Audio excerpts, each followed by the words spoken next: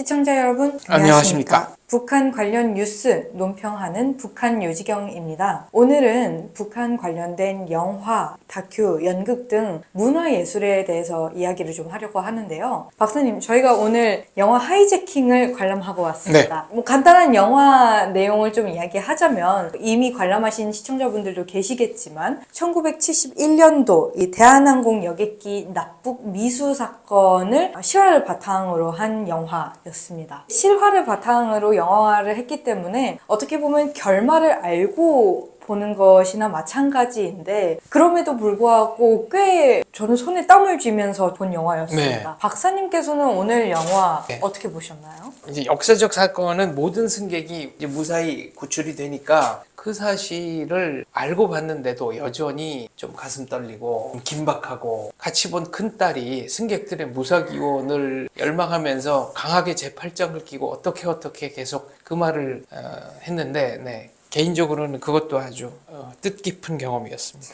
배우들이 연기를 너무 잘한 탓이에요. 성동일 배우님, 하정우 배우님, 내노라 하는 배우분들이 이렇게 연기를 하시니까 너무 잘 봤고 일단 제 입장에서는 사실 굉장히 생소한 풍경이기는 했어요. 비행기를 탈 때 제대로 된 짐 검사를 하지 않는 것, 좌석제가 아니라 이제 들어가는 대로 자리를 잡고 앉아야 돼서 사람들이 막 뛰어가서 먼저 자리를 이렇게 잡으려고 막 가방 던지고 그런 것들이 이게 불과 100년도 안 된 50년 전 이야기인데 지금 현재와 이렇게 다르다고? 대한민국의 풍경이? 그때는 지금하고는 이제 항공 운항 기술이라든가 항공기의 성능 자체가 많이 다르다 보니까 악천후면은 비행기가 못 떴어요. 그래서 이때도 아마 며칠 동안 속초에서 항공기가 못 뜨다가 이틀인가 사흘 만에 처음 이제 뜬 비행기여서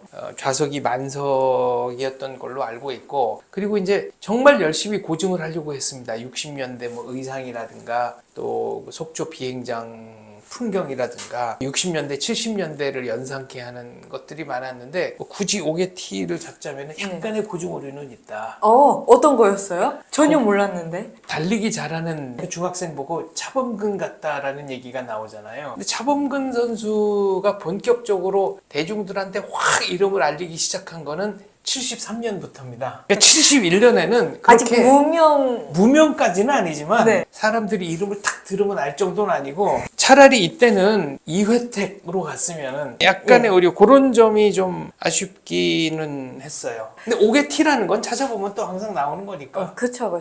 하지만 그래도 영화상에서 크게 불편함 없이 정말 이 사건을 잘 알리려고 했다는 점이 느껴졌고, 특히나 그 비행기 안에서의 긴박한 상황이라던가 또 이제 하정우 배우님이 연기한 부기장님의 부기장인가? 수습조종사인가?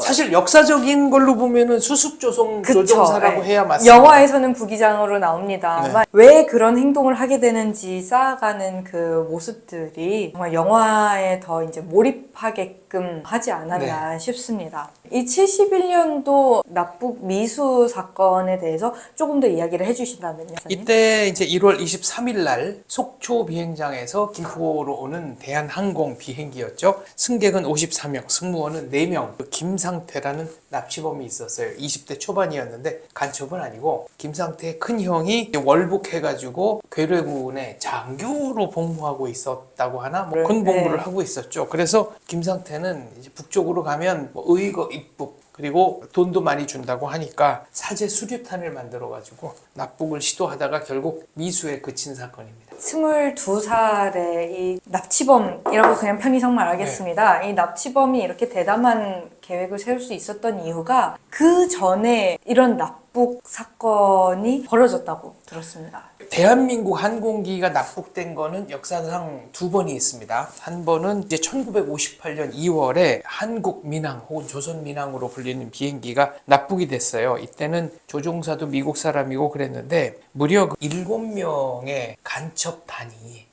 조직적으로 이 하이제킹을 기도해가지고 부산에서 서울로 가던 비행기를 납북을 했죠. 그래서 납치범으로 추정되는 7명은 제외하고 이제 26명이 환송이 됐는데 KNA가 이 사건 이후로 급격한 경영난에 빠지면서 폐업을 하게 되고 KNA를 인수해서 이제 새롭게 간판을 바꿔 달고 출범한 항공사가 대한항공이죠. 그런데 칼은 1969년 12월 11일에 강릉에서 김포로 가던 이 비행기가 납북을 당했어요. 함흥에 착륙을 했습니다. 범인은 헌병 출신의 고종간첩이었던 조창희. 요 얘기는 요번에 이제 하이제킹 영화 앞쪽에 네, 잠깐 초반에 또 나오는데 나오죠. 이 조창희 이야기 여러 번 하시지 않았어요? 그랬죠. 일단 이자는 굉장히 치밀했던 게 비행기 예약을 했다가 취소를 했다가를 여러 번 반복하면서 가장 최적기를 노렸고, 이때는 지금 1등석 타는 거 정도 느낌으로 생각하면 될 거예요. 비행기라는 게 그렇게 뭐 많이 뜨는 운송수단도 아니고 아주 비쌌으니까 육군 준장, 계급장이 달린 군복을 입으니까 제대로 검문 검색을 안 한 거죠. 그래서 이제 탑승을 하게 된 거고 39명은 송환이 됐습니다. 근데 조종사 2명, 승무원 2명, 승객 7명 등 11명은 아직 송환이 안 됐고, 그 중에 이제 승무원 성경희님은 2001년 2월에 평양 이산가족 상봉 때 우리 남쪽의 가족들이 가서 만났어요.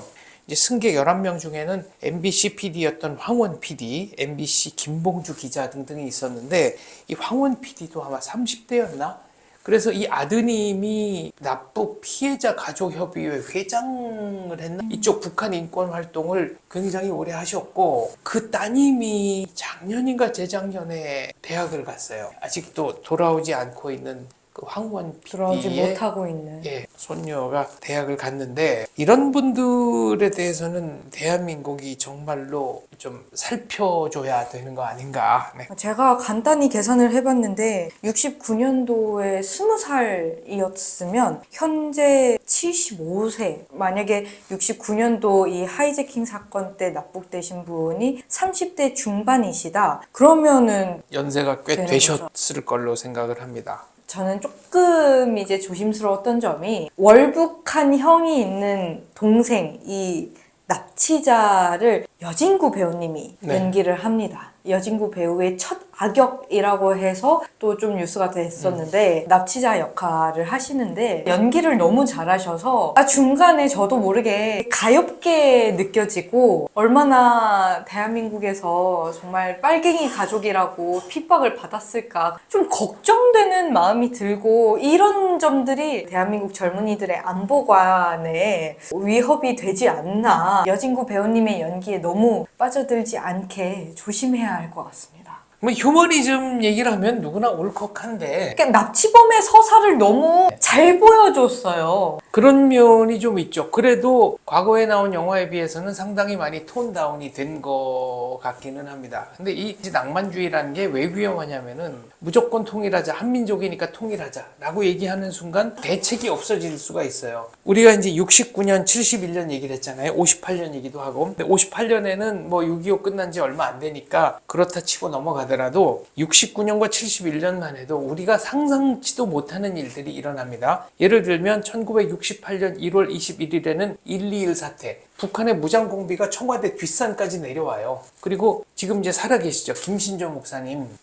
왜 서울에 왔냐고 그러니까 청와대 까부수고 박정희 목 따러 왔수다. 실제로 무장공비가 나타났고 121 사태 이후에는 이제 푸에블로호라고 해서 미국 정보함이 납치돼서 원산까지 끌려가죠. 그래서 이제 68년 4월 1일에 향토 예비군이 창설이 되는데 68년, 69년 요때 울진 삼척 무장공비 침투 사건 100명도 넘는 무장공비가 침투를 하고, 그리고 휴전선에서는 끊임없이 휴전선 남쪽으로 내려와 가지고 폭탄 던지고 가고 사망자가 계속 나오고, 그러니까 어떤 면에서는 지금 같은 그 평화 시에는 상상할 수 없는 지속적인 준전시와 흡사한 일들이 전방 후방에서 계속 벌어지고 있을 때입니다. 그러니까 그때를 기준으로 역사를 봐야지 지금 기준으로 보면은 이해하기가 쉽지 않은 일들이 많다라는 말씀 드리고 싶네요. 사실 지금도 평화 사태라고 말씀하시는 분도 계시지만 당장 어제도 북한에서 오물풍선 날렸다고 밤중에 또 안전 문자 네, 올렸어요. 오물풍선 날라왔죠. 근데 이거는 우리가 좀 역선전을 해야 될 것 같은데, 하나는 그 오물풍선에 담겨 있었던 거를 꺼내보니까 누더기 조각 이어서 어떻게 만든, 그래도 입어보려고 만든 뭐 티셔츠, 애기 베넷 쪼고리 뭐 이런 것들이 나왔는데, 북한에서 버린 거라고 쳐도 이게 한국에서는 쓰레기로도 가치가 없는 것들이에요. 북한의 어떤 사회상을 알려주는 면에서 오히려 한국 국민들에게 북한이 진짜 이 수준밖에 안 됐어 라는 걸 알려주니까 역효과가 난 거고, 두 번째는 그 책임자 좀 잘 들으세요. 그 오물풍선 책임자 북쪽에 거기 보니까 김일성 수령 어쩌고 김정일 어떠고 김정은 어떠고 하는 인쇄물 같은 거를 이렇게 넣었던데, 그게 터지는 과정에서 막 똥물 튀기고 구멍도 뚫리고 찢어지고 이거 반역이에요.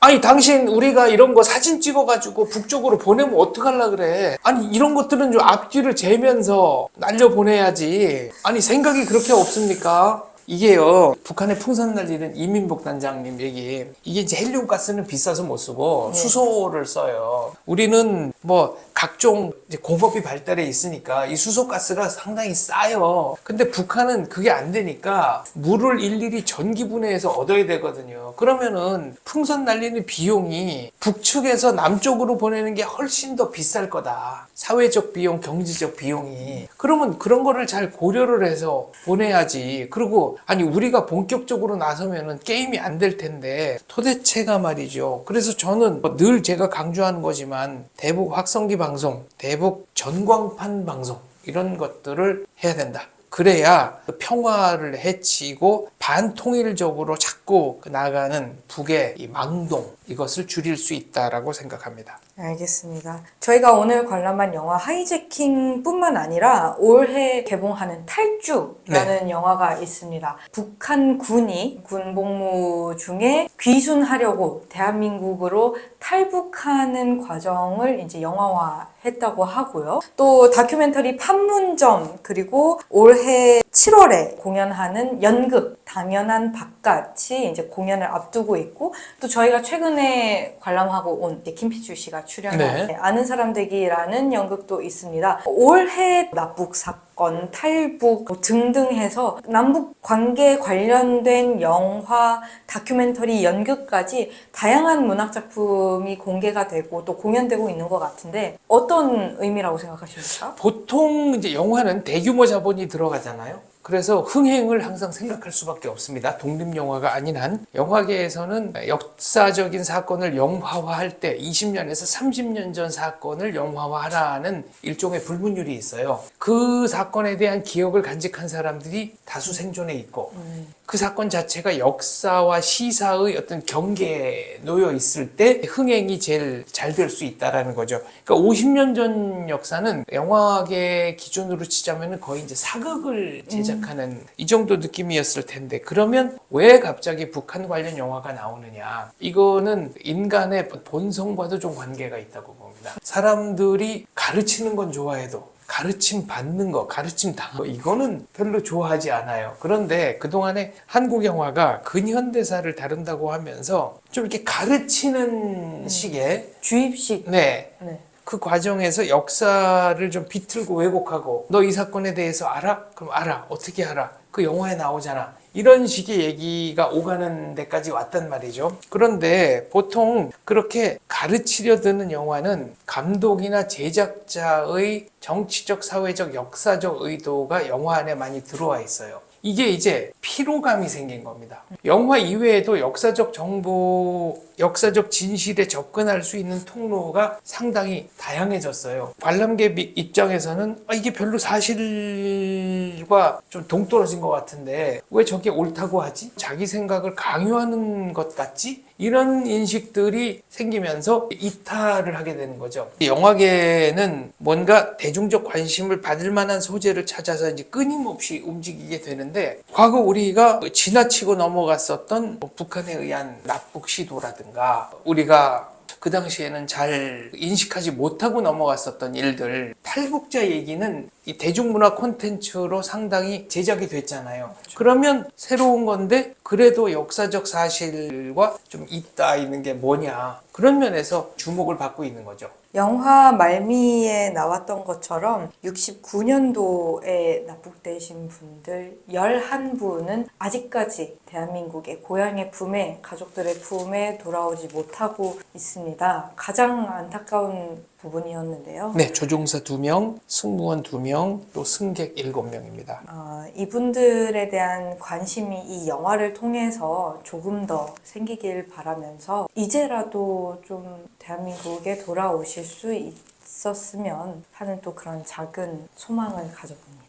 이런 식의 인권 유린 사태, 히지킹 사태, 제일 위험한 것이 아까 말한 것처럼 그 납치범한테도 참 사정이 있었을 거 아니냐. 그러면 여기 목숨을 잃을 뻔한 이 승객들 인권은 인권이 아닙니까? 납치범 인권만 특별히 대우를 받아야 하는 그런 인권인가요? 이런 일이 생기면 가장 큰 원흉, 이 문제의 책임은 북한에 물어야 합니다. 건분 검색을 제대로 못한 거 아니냐, 뭐 운항을 잘못한 거 아니냐, 물론 그런 면이 있을 수도 있겠지만 책임의 99%는 이 일을 기획하고 실행한 납치범들, 그리고 이 납치를 지시한 북한 김씨 족속, 여기다 물어야지 다른 사람에게 책임을 묻는다는 것은 조금 좀 언어 도단 같은 면이 있다라고 생각합니다. 알겠습니다. 영화 평론 한 줄과 함께 마무리 말씀 부탁드리겠습니다. 제발 모두 살아서 돌아와 주세요. 오늘 여기까지 하겠습니다. 감사합니다.